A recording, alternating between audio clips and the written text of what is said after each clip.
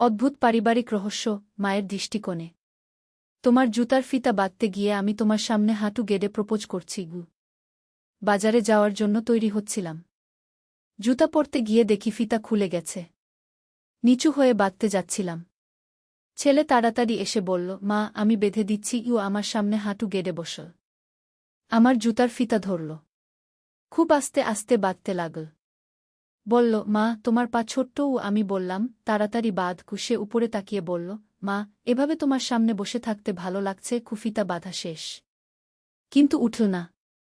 আমার পায়ের কাছে বসে রইল। বলল, মা আমি এভাবে তোমার সামনে হাঁটু গেড়ে তোমাকে কিছু বলতে চাই। আমি বললাম, কি? সে আমার হাত ধরে বলল, আমি তোমাকে বিয়ে করতে চাই। তোমাকে আমার স্ত্রী হিসেবে চাই। আমার জুতার ফিতা টান টান করে বাঁধা। আমি কিছু বলতে পারলাম না। এই গল্পটি সম্পূর্ণ শুনলে আপনাদের পানি অটোমেটিক বের হয়ে যাবে, সো যত দ্রুত সম্ভব হাতের কাছে টিস্যু নিয়ে বসে পড়ো। বিছানার চাদর যেন নষ্ট না হয় সেটা সম্পূর্ণ খেয়াল রাখার অনুরোধ জানিয়ে গল্পটি এখন শুরু করব। তার আগে সর্বশেষ অনুরোধ, দয়া করে এমন পানি বের করার গল্প নিয়মিত শুনতে আমাদের চ্যানেলটি সকলেই সাবস্ক্রাইব করুন। ধন্যবাদ। হ্যালো বন্ধুরা, আমার নাম মিতালি সেন। আমার বয়স ৪৪ বছর। আমার স্বামীর নাম দেবব্রত সেন, বয়স ৪৭ বছর। আমাদের ২ সন্তান, রোহিত আর তানিয়া। রোহিত ২১ বছর বয়সী, ইউনিভার্সিটিতে পড়ে। তানিয়া ১৪ বছর বয়সী, স্কুলে যায়। সেদিন সকালে আমি বাজারে যাওয়ার জন্য তৈরি হচ্ছিলাম। জুতা পরার সময় দেখি ফিতা খুলে গেছে। নিচু হয়ে বাঁধতে যাচ্ছি, এমন সময় রোহিত ঘরে ঢুকে বলল, মা আমি বেঁধে দিচ্ছি। আমার সামনে হাঁটু গেড়ে বসে পড়ল। মা তোমার পা অনেক ছোট্ট। রোহিত আস্তে আস্তে ফিতা বাঁধতে বাঁধতে বলল। তাড়াতাড়ি বাঁধ রোহিত, আমার দেরি হয়ে যাচ্ছে। আমি বললাম। কিন্তু সে আরও ধীরে ধীরে বাঁধতে লাগল। মা এভাবে তোমার সামনে বসে থাকতে অনেক ভালো লাগছে গি। ফিতা বাঁধা শেষ হলেও সে উঠল না। আমার পায়ের কাছেই বসে রইল। তার চোখে একটা অদ্ভুত চাহনি। মা আমি এভাবে তোমার সামনে হাঁটু গেড়ে তোমাকে একটা গুরুত্বপূর্ণ কথা বলতে চাই। কি বলবি? আমি জিজ্ঞেস করলাম। সে আমার ২টি হাত ধরে বলল, আমি তোমাকে বিয়ে করতে চাই মা।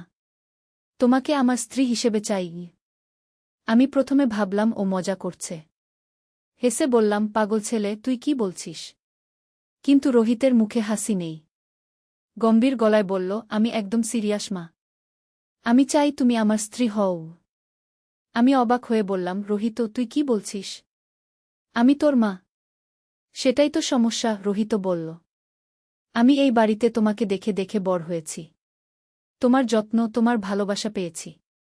এখন আমি বুঝি যে আমি তোমাকে একজন মা হিসেবে নয়, একজন নারী হিসেবে ভালোবাসি। আমি হতবাক। রোহিত ফেকুনি। তুই কি বলছিস সেটা কি তুই বুঝতে পারছিস? কিন্তু রোহিত উঠল না। বরং আরও শক্ত করে আমার হাত ধরল। মা আমি জানি এটা শুনতে অদ্ভুত লাগছে।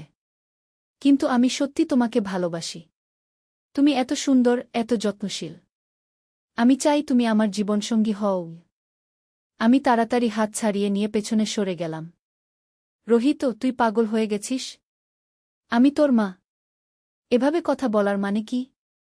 রোহিত ধীরে ধীরে উঠে দাঁড়াল। তার চোখে একটা বিচিত্র আবেগ। মা আমি জানি এটা সমাজের নিয়মের বিরুদ্ধে। কিন্তু ভালোবাসার কি কোনো নিয়ম আছে? আমি তোমাকে ছাড়া আর কারো সাথে বিয়ে করতে পারব না। রোহিত এই মুহূর্তে তোর রুমে চলে যা। আর এই ধরনের কথা কখনো বলবি না, আমি রেগে গিয়ে বললাম। কিন্তু রোহিত যাওয়ার বদলে আমার কাছে আরও এগিয়ে এল। মা আমি তোমার কথা শুনব। কিন্তু তার আগে একবার ভেবে দেখ। বাবা তোমার সাথে কেমন ব্যবহার করে? তিনি সারাদিন অফিসে থাকেন।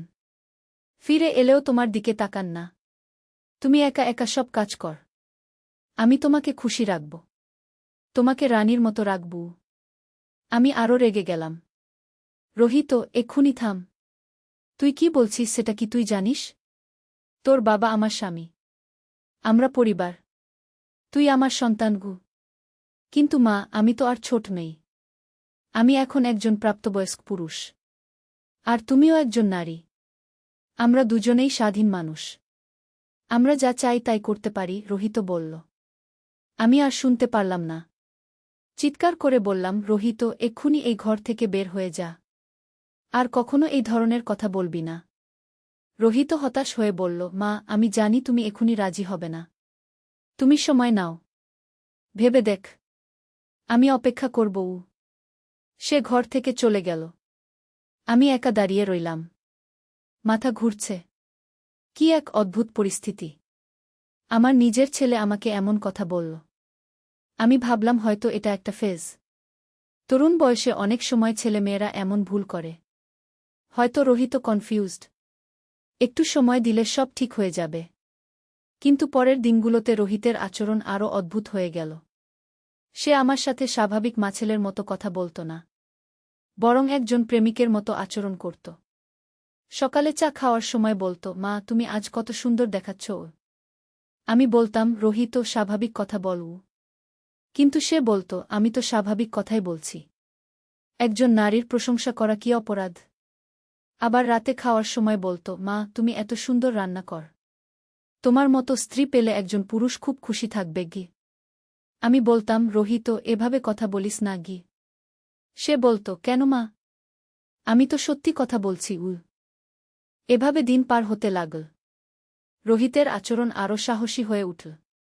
সে আমাকে ছুতে চেষ্টা করত, হাত ধরত, কাঁধে হাত দিত। আমি প্রতিবার তাকে সরিয়ে দিতাম। কিন্তু সে থামত না। একদিন আমি রান্নাঘরে কাজ করছিলাম। রোহিত এসে আমার পেছনে দাঁড়াল। খুব কাছ থেকে বলল, মা, আমি তোমাকে সাহায্য করি।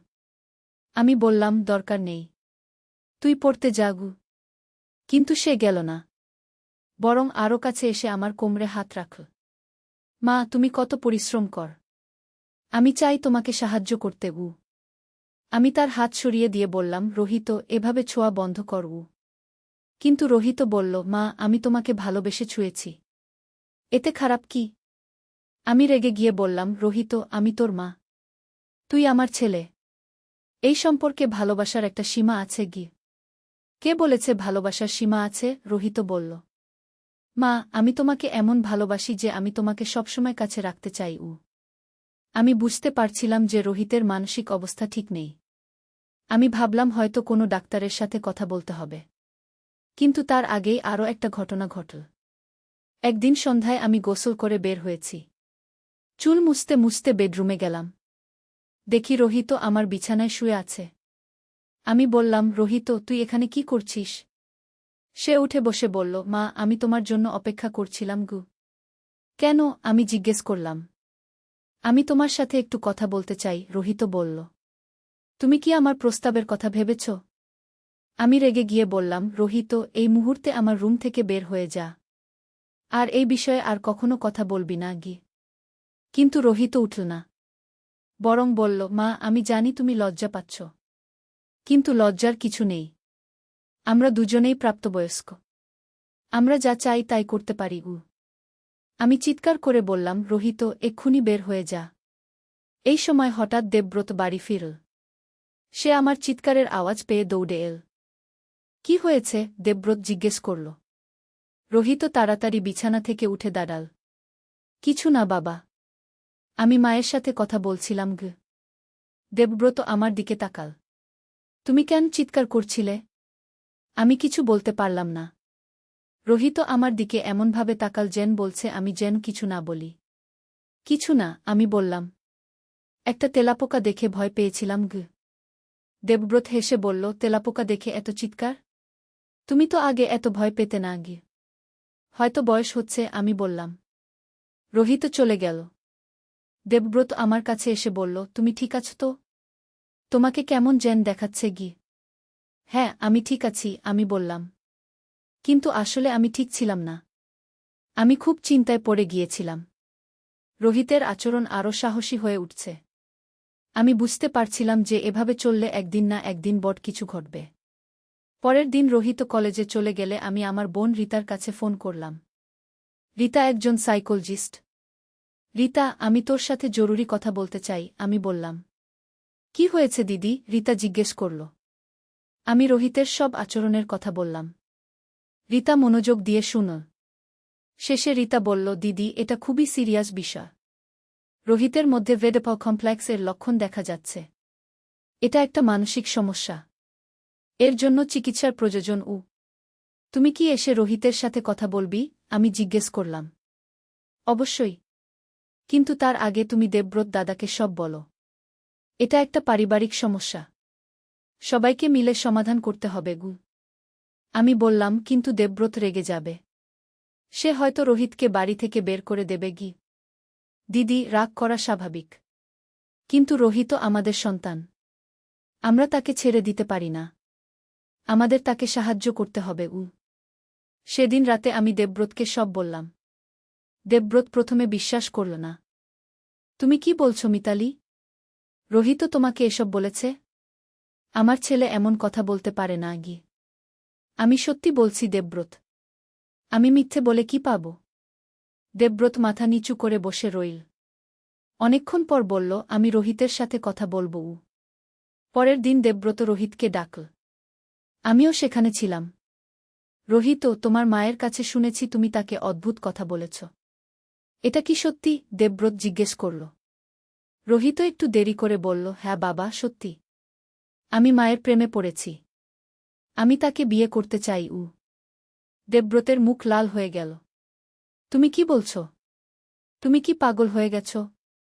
না বাবা, আমি পাগল হইনি। আমি সত্যি মাকে ভালোবাসি। একজন নারী হিসেবে গু। দেবব্রত উঠে দাঁড়িয়ে রোহিতের দিকে এগিয়ে গেল। তুমি জান তুমি কি বলছ? সে তোমার মা। তুমি তার পেট থেকে জন্মেছ। আমি জানি বাবা। কিন্তু এখন আমি একজন প্রাপ্তবয়স্ক পুরুষ। আর তিনি একজন সুন্দর নারী। আমি তাকে ভালোবাসি। দেবব্রত রেগে গিয়ে রোহিতকে থাপ্পড় মারল। শয়তান! তুমি আমার ছেলে নও। তুমি এই বাড়ি থেকে বের হয়ে যাও। রোহিত গাল চেপে ধরে বলল, বাবা, আপনি আমাকে মারলেন? আমি তো কোনো অন্যায় করিনি। আমি শুধু সত্যি কথা বলেছি। সত্যি কথা? দেবব্রত চিৎকার করে বলল। তুমি তোমার মায়ের সাথে অবৈধ সম্পর্ক চাও? এটা সত্যি কথা? এটা পাপ। পাপ কেন বাবা? আমি তো জোর করছি না। আমি শুধু আমার মনের কথা বলেছি। আমি দেখলাম পরিস্থিতি খারাপ হয়ে যাচ্ছে। আমি দেবব্রতকে শান্ত করার চেষ্টা করলাম। দেবব্রত, রাগ করো না। রীতা বলেছে এটা একটা মানসিক সমস্যা। আমাদের রোহিতকে ডাক্তার দেখাতে হবে। কিন্তু রোহিতও বলল, আমার কোনো মানসিক সমস্যা নেই। আমি পুরোপুরি সুস্থ। আমি শুধু আমার ভালোবাসার কথা বলেছি। দেবব্রত আরও রেগে গেল। ভালোবাসা? এটা ভালোবাসা নয়, এটা বিকৃতি। তুমি এই বাড়ি থেকে বের হয়ে যাও। আমি তোমাকে আমার ছেলে বলে চিনি না গি। রোহিত হতাশ হয়ে বলল, বাবা, আপনি আমাকে তাড়িয়ে দিচ্ছেন? আমি আপনার ছেলে। তুমি আমার ছেলে হলে এমন কথা বলতে না। এক্ষুনি এই বাড়ি থেকে বের হয়ে যাও। রোহিত আমার দিকে তাকাল। মা, তুমি কি আমাকে যেতে বলবে? আমি কিছু বলতে পারলাম না। আমি রোহিতকে ভালোবাসি। সে আমার সন্তান। কিন্তু তার আচরণ ঠিক নয়। রোহিত দেখল আমি কিছু বলছি না। সে বলল, ঠিক আছে, আমি যাচ্ছি। কিন্তু মা, আমি তোমাকে ভুলতে পারব না। আমি ফিরে আসব। সে তার রুম থেকে কিছু জিনিসপত্র নিয়ে বাড়ি থেকে বের হয়ে গেল। আমি জানালার পাশে দাঁড়িয়ে তাকে যেতে দেখলাম। মন খারাপ হয়ে গেল। যতই হোক না কেন, সে আমার সন্তান। দেবব্রত বলল, তুমি দুঃখ করো না। ওর মাথা ঠিক হলে সে ফিরে আসবে গি। কিন্তু আমার মন বলছিল যে রোহিত সহজে ছেড়ে দেবে না। তার চোখে যে দৃঢ়তা দেখেছিলাম সেটা বলছিল যে সে আবার ফিরে আসবে। প্রথম কয়েকদিন শান্তি ছিল। কিন্তু তারপর অদ্ভুত ঘটনা শুরু হল। রাতে ঘুমের মধ্যে মনে হতো কেউ যেন আমার ঘরের জানালার কাছে দাঁড়িয়ে আছে। জানালার পর্দা নাড়ছে। কিন্তু উঠে দেখলে কিছু নেই। একদিন সকালে দেখি আমার জানালার নিচে একটা চিঠি পড়ে আছে। তুলে দেখি রোহিতের হাতের লেখা। প্রিয় মা, আমি তোমাকে ভুলতে পারছি না। আমি তোমার কাছেই থাকতে চাই। তুমি একবার আমার সাথে দেখা কর। আমি তোমার জন্য অপেক্ষা করছি। তোমার ছেলে রোহিত। আমি চিঠিটা ছিঁড়ে ফেলে দিলাম। দেবব্রতকে বললাম না। ভাবলাম হয়তো রোহিত একটু সময় পর স্বাভাবিক হয়ে যাবে। কিন্তু পরের দিনও একটা চিঠি পেলাম। এবার লেখা ছিল, মা, আমি জানি তুমি আমার চিঠি পড়ছ। তুমি আমাকে এড়িয়ে যেও না। আমি তোমাকে খুব মিস করছি। তুমি একবার পার্কে এসো। আমি সেখানে থাকব। আমি ভয় পেয়ে গেলাম। রোহিত আমাকে স্টকিং করছে। আমি দেবব্রতকে বললাম। দেবব্রত রেগে গিয়ে বলল, আমি পুলিশে রিপোর্ট করব। ও যা করছে সেটা হ্যারাসমেন্ট। কিন্তু আমি বললাম, না, পুলিশে রিপোর্ট করো না। সে আমার ছেলে। আমি রিতার সাথে কথা বলি। রিতা এসে আমাদের সাথে কথা বলল। সে বলল, রোহিতের অবসেশন বেড়ে যাচ্ছে। আমাদের তাকে খুঁজে বের করে চিকিৎসা করাতে হবে। আমরা রোহিতকে খোঁজ করলাম। জানতে পারলাম সে তার এক বন্ধুর বাসায় থাকছে। রিতা সেখানে গিয়ে তার সাথে কথা বলল। কিন্তু রোহিত চিকিৎসা নিতে রাজি হল না। সে বলল, আমার কোনো সমস্যা নেই। আমি শুধু আমার মাকে ভালোবাসি। রিতা বলল, রোহিত, তুমি তোমার মাকে ভুল উপায়ে ভালোবাসছ। এটা স্বাভাবিক নয়। কিন্তু রোহিত বলল, কে বলেছে এটা স্বাভাবিক নয়? ভালোবাসার কি কোনো নিয়ম আছে? এভাবে কয়েক সপ্তাহ চলে গেল। রোহিত মাঝে মাঝে চিঠি পাঠাত। কখনো ফোনও করত। কিন্তু আমি তার ফোন ধরতাম না। একদিন রাতে আমি ঘুমিয়েছিলাম। হঠাৎ মনে হলো কেউ আমার নাম ডাকছে। জেগে উঠে দেখি জানালার কাছে রোহিত দাঁড়িয়ে আছে। আমি ভয় পেয়ে চিৎকার করতে যাচ্ছিলাম। কিন্তু রোহিত হাত দিয়ে ইশারা করল যেন আমি চুপ থাকি। মা, আমি তোমার সাথে কথা বলতে চাই, রোহিত ফিসফিস করে বলল। রোহিত, তুই এভাবে রাতের বেলা এলি কেন? তোর বাবা জেগে উঠবে। আমি বাবার সাথে কথা বলতে চাই না।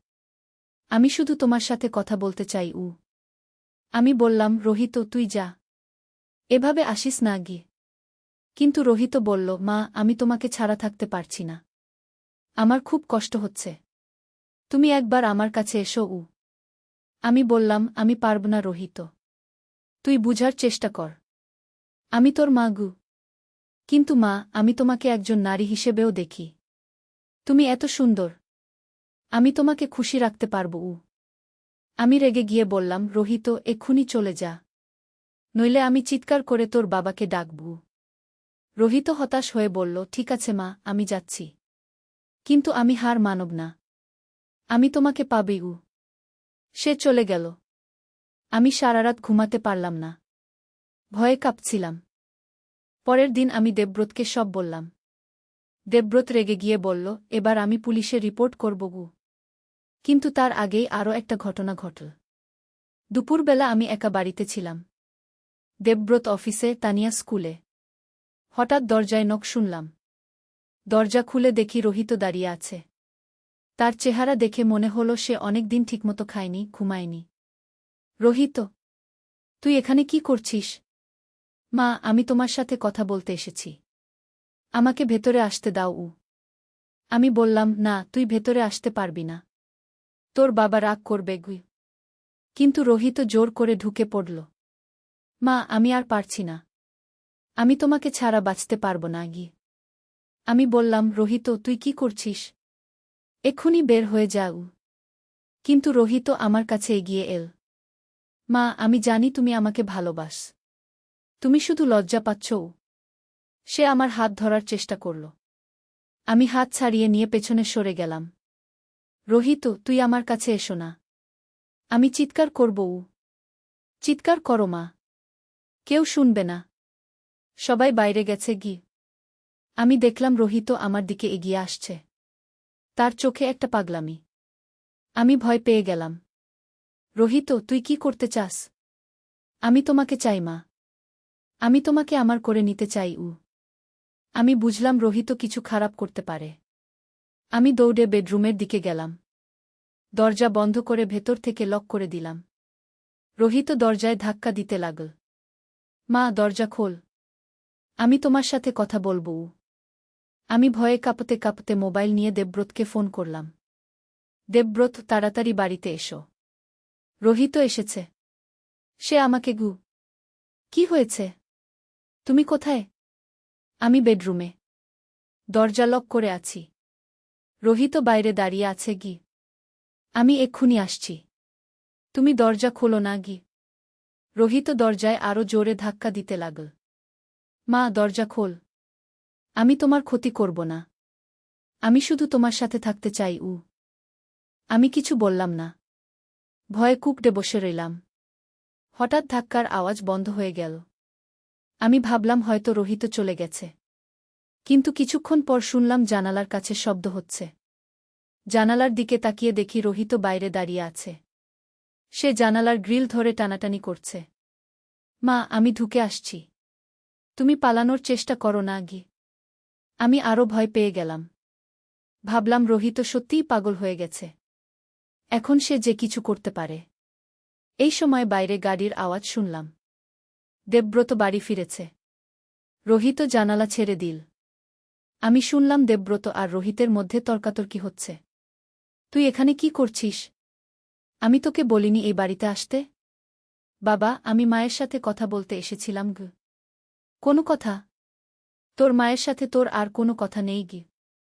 বাবা, আপনি বুঝবেন না। আমি মাকে ভালোবাসি।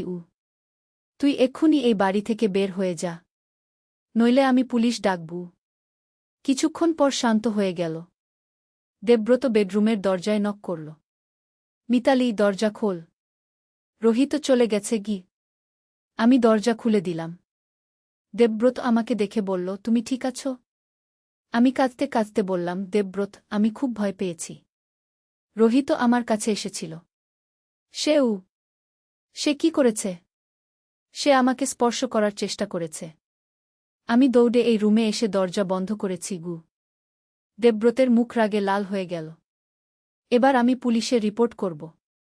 ও যা করেছে সেটা অপরাধ। পরের দিন দেবব্রত পুলিশে গিয়ে রোহিতের বিরুদ্ধে হ্যারাসমেন্টের অভিযোগ দিল। পুলিশ রোহিতকে ধরে নিয়ে এল। কিন্তু রোহিত পুলিশের কাছে বলল, আমি কোনো অপরাধ করিনি। আমি শুধু আমার মায়ের সাথে কথা বলতে গিয়েছিলাম গু। পুলিশ আমাকেও জিজ্ঞাসাবাদ করল। আমি সব সত্যি কথা বললাম। পুলিশ বলল, আপনার ছেলের মানসিক চিকিৎসা প্রয়োজন।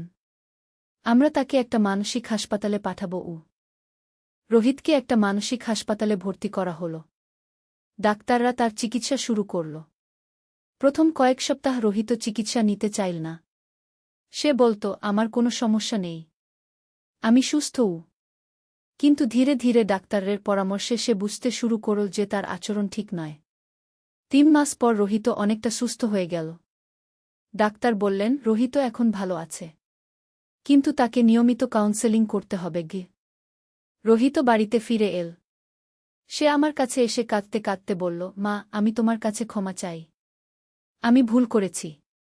আমি বুঝতে পারিনি যে আমার আচরণ কত খারাপ ছিল। আমি তাকে বুকে জড়িয়ে নিয়ে বললাম, তুই আমার ছেলে রোহিত। আমি তোকে ভালোবাসি। তুই ভালো হয়ে গেছিস, সেটাই গুরুত্বপূর্ণ। রোহিত বলল, মা, আমি প্রমিস করছি, আমি আর কখনো তোমার সাথে এমন আচরণ করব না। তুমি আমার মা। আমি তোমাকে একজন মা হিসেবেই ভালোবাসি। সেদিন থেকে রোহিত সত্যিই পরিবর্তন হয়ে গেল। সে নিয়মিত কাউন্সেলিং নিতে লাগল। আস্তে আস্তে সে স্বাভাবিক হয়ে গেল। কয়েক মাস পর রোহিত একটা মেয়ের সাথে পরিচিত হল। সে আমাকে বলল, মা, আমি প্রিয়াকে ভালোবাসি। আমি তাকে বিয়ে করতে চাই। আমি খুশি হয়ে বললাম, সেটা খুব ভালো কথা। তুই প্রিয়াকে বাড়িতে নিয়ে এসো। আমরা তার সাথে পরিচিত হতে চাই। রোহিত প্রিয়াকে বাড়িতে নিয়ে এল। প্রিয়া খুবই ভালো মেয়ে। তারা দুজনে একে অপরকে সত্যিই ভালোবাসে। কিছুদিন পর রোহিত আর প্রিয়ার বিয়ে হল। বিয়ের দিন রোহিত আমার কাছে এসে বলল, মা, আজ আমি বুঝতে পারছি সত্যিকারের ভালোবাসা কি। প্রিয়াকে ভালোবেসে আমি বুঝেছি যে আমি তোমাকে যেভাবে ভালোবাসতাম সেটা ঠিক ছিল না। তুমি আমার মা। তোমার প্রাপ্য শ্রদ্ধা আর ভালোবাসা।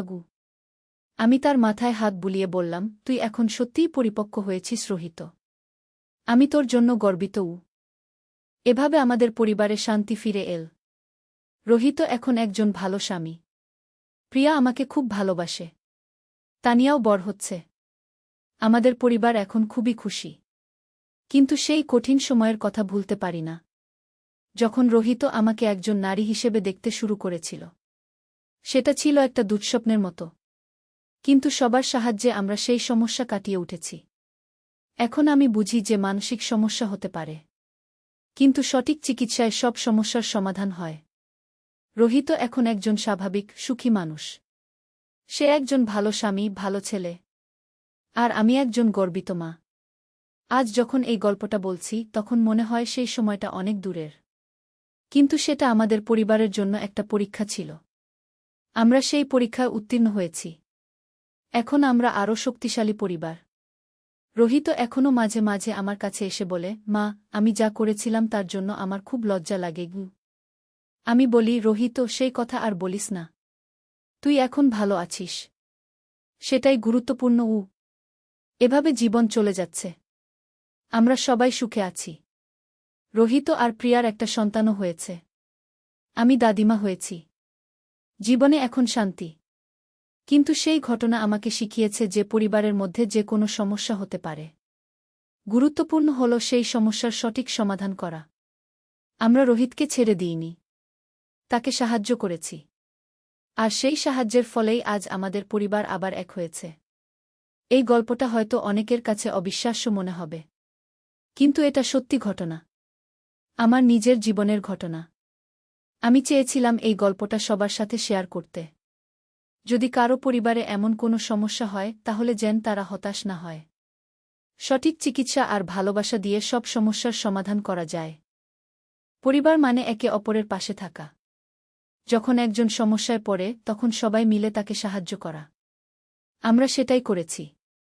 আর সেজন্যই আজ আমাদের পরিবার আবার সুখী।